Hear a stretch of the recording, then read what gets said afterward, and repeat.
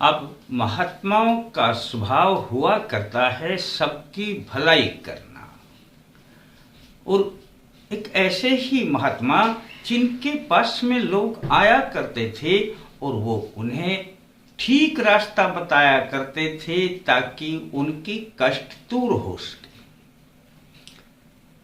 दिन जैसे जैसे वह किसी गांव के समीप में ठहरते, लोगों की भीड़ दिन प्रतिदिन उनके पास आने लगती।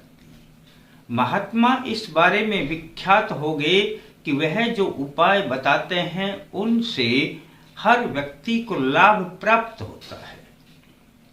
एक दिन एक व्यक्ति महात्मा के पास जाते हैं और कहते हैं कि महाराज, बड़े कष्ट में जी रहा हूं, बड़ा विचलित रहता हूं, बड़ा दुख है मुझे। महात्मा ने पूछ लिया कि बेटे ऐसा क्या कष्ट है? तब वह व्यक्ति कहने लगा, महात्मन, मेरे पास पैसे की कमी नहीं, धन की कमी नहीं, सुख सुविधाओं की कमी नहीं, मेरी शादी भी हो रही है, मेरी 2 बेटियां भी हैं, लेकिन मुझे जो दुख है वो ये कि मुझे कोई पुत्र नहीं है। महात्मा ने कहा कि इसमें दुखी होने की क्या बात है, आप मुझे थोड़ा खुलकर समझाएं। तो व्यक्ति कहने लगे, महात्मन, मैंने सुना है कि जिनके पुत्र नहीं होते हैं उनका मोक्ष नहीं होता। तब महात्मा कहने लगे, बस इतनी सी बात है क्या? पर चलो मैं आपकी बात को मान लेता हूं, पर मुझे किसी ऐसे व्यक्ति का नाम बताएं जिनकी बेटियां हैं, उनके पुत्र नहीं हैं और उनकी मृत्यु हो गई है और उनका मोक्ष नहीं हुआ। किसी एक व्यक्ति का नाम बताएं। तो व्यक्ति कहने लगा कि ऐसा तो मैं नहीं जानता किसी व्यक्ति को, मैंने तो देखा नहीं ऐसा, पर मैंने सुना है।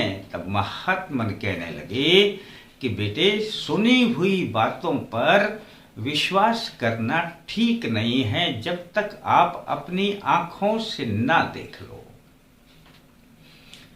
बेटियां भी बेटों के समान ही हुआ करती हैं और उनमें कोई अंतर नहीं हुआ करता है, बशर्ते कि आप अपनी बेटियों को भी बेटा समझ करके ही प्यार करें, लाड़ करें, दुलार करें और अपना भविष्य इन्हीं के द्वारा निश्चित करें। वह व्यक्ति बड़ा प्रसन्न हुआ। अब मैं दोस्तों यह बात आपको क्यों बता रहा हूं, क्योंकि आप भी सुनी सुनाई बात पर विश्वास कर लेते हैं और सुनी सुनाई बात पर विश्वास करना आपके लिए घातक सिद्ध हो सकता है।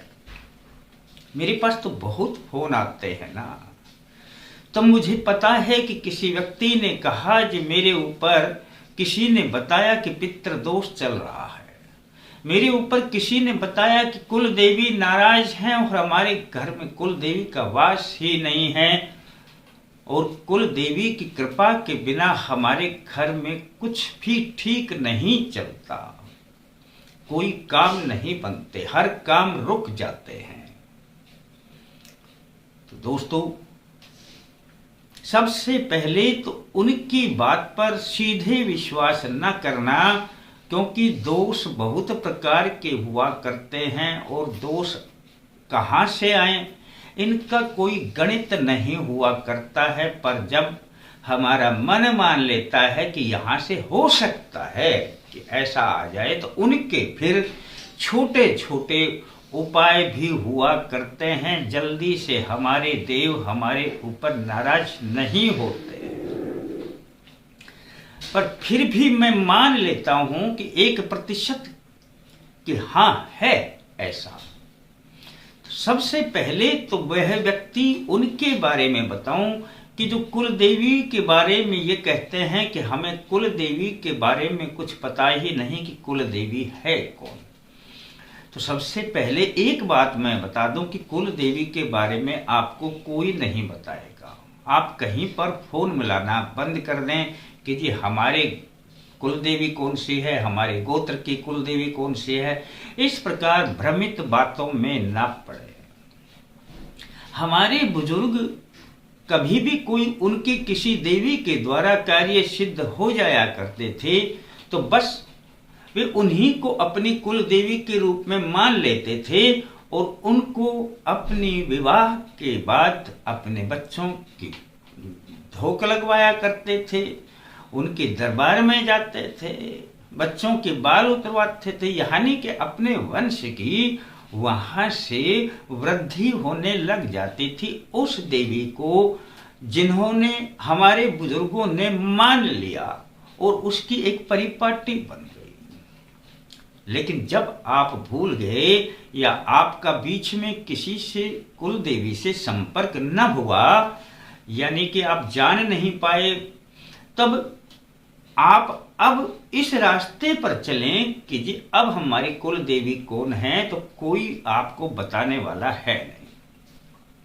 इसके लिए तो मैं बार बार मैं आपको कई बार बता चुका हूं कि अपने शुक्रवार को अपने भगवान विष्णु के मंदिर में जाएं, जहां पर मां लक्ष्मी और विष्णु का मंदिर है, वहां पर शुक्रवार को हाथ में जल लेकर के प्रसाद ले जाना, पहले तो चढ़ा देना, हाथ में जल लेकर के ओम श्री विष्णु, ओम श्री विष्णु, ओम श्री विष्णु। हे भगवान विष्णु, मैं और मेरा परिवार अपनी कुल देवी को नहीं जानते, आज से हम इस माँ को अपनी कुल देवी बनाना चाहते हैं। किसी भी माँ का नाम ले देना जिससे आपको जो प्रिय है, बस इतनी सी बात है। बोल देना कि आप इसमें मुझ पर कृपा दृष्टि बनाए रखें और मुझ पर अपना आशीर्वाद सदा बनाए रखें, बस अपना धरती में छोड़ देना, इतना सा काम है। दान पात्र में कुछ भी डाल देना और उसके बाद जिस देवी को आपने कुल देवी के रूप में बनाया है वो आपके आसपास में होनी चाहिए। बस उसी दिन जाएं, पानी वाला नारियल ले जाएं, फूलों का हार ले जाएं, पटे वाली चुन्नी जिस पर जय माता दी लिखा होता है नारियल पे चढ़ा लें, कुछ प्रसाद ले जाएं और बोल दें जाकर के कि हे माँ कुल देवी, मैं आपकी शरण में आ गया हूँ, आज से आप हमारी कुल देवी हैं, हम पर हमारे परिवार पर अपनी कृपा दृष्टि बनाए रखें। इतनी सी तो बातें चढ़ा देना, डाल देना दान पात्र में कुछ भी। दोस्तों, ये तो मैंने आपको एक साधारण सी बात बताई। अब आप जिनको पता भी है और मानते हैं, जो मान रहे हैं, सब कुछ जाते भी हैं दरबार में, फिर भी लगता है उनको कि माँ की कृपा नहीं आ रही है, दोस्तों कहीं जाने की फिर जरूरत नहीं है। एक बात तो मैं और बता दूं कि जब भी आप कुल देवी को किसी को बनाते हैं या पहले बनाई हुई है या आपको पता है, तो हर 6 महीने में एक बार अपने कुल देवी के स्थान पर अवश्य जाना चाहिए। और यदि पास में है तो चाहे रोजाना जाएं, फिर क्या दिक्कत है। चलो, रोजाना अपने घर पर जब आप पूजा करते हैं तो बस दोस्तों इस कुल देवी के अपने इस मंत्र को 5 बार अपने पूजा स्थान पे ही बोल दिया करेंगे। जब 5 बार बोल देंगे तो पूजा स्थान पे ही बोल देना, कहीं जाने की जरूरत नहीं है दोस्तों, किसी आडंबर में ना फंसना कि वहां जाकर बोलना। यार अपने पूजा स्थान में ही हमारे जो देव हुआ करते हैं उनके साथ में ही आप कुल देवी का स्मरण कर लें। दोस्तों, मैं पंडित सत्यनारायण शर्मा अल्टीमेट ज्ञान में आपका हार्दिक स्वागत करता हूं और मैं छोटे छोटे नुस्खे आपको इसीलिए बताया करता हूं ताकि आप परेशान ना हो। दोस्तों, वीडियो में आप कई जगह पर देखते होंगे कि छोटे छोटे चित्र के रूप में कोई यंत्र वगैरह दिखाए जाते हैं। आप कई बार कंफ्यूज हो जाते हैं कि ये क्या चल रहे होते हैं साइड में। दोस्तों, हर प्रकार के यंत्र हमारे पास विधिवत रूप से तैयार किए जाते हैं। अब फोन नंबर से संपर्क भी कर सकते हैं। दोस्तों, अब मैं आपको एक बात बता दूं कि बहुत से व्यक्ति कहते हैं कि हम आधा घंटा पूजा करते हैं, 1 घंटा 3 घंटा। एक व्यक्ति तो मुझे ऐसे मिले, मेरी स्त्री 18 घंटे पूजा करती है। अब मैं विश्वास करूं या ना करूं, लेकिन मैं फिर भी करना पड़ता है कि हो सकता है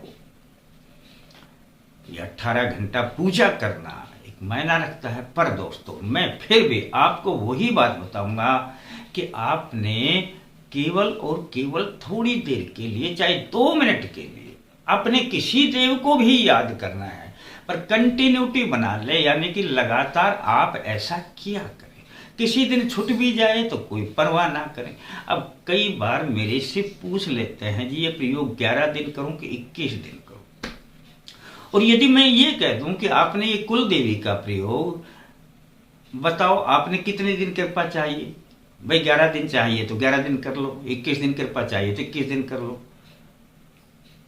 अब ऐसी भ्रामक बातें जो कई बार लोग पूछ लेते हैं, जी कितने दिन करूं? अरे भाई, तुम जिस देव को मानते हो उसको कंटिन्यूटी में बना लो ना, उसको लगातार कर लो। किस दिन भूल जाओ, याद ना रहे तो कोई बात नहीं। और फिर मंत्र ही तो बोलने हैं, 5 बार इस मंत्र को बोल देना दोस्तों।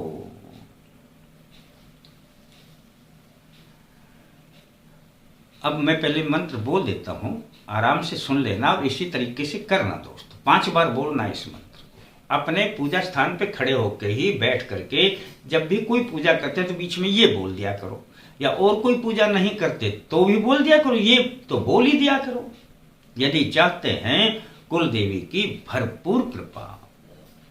और मंत्र है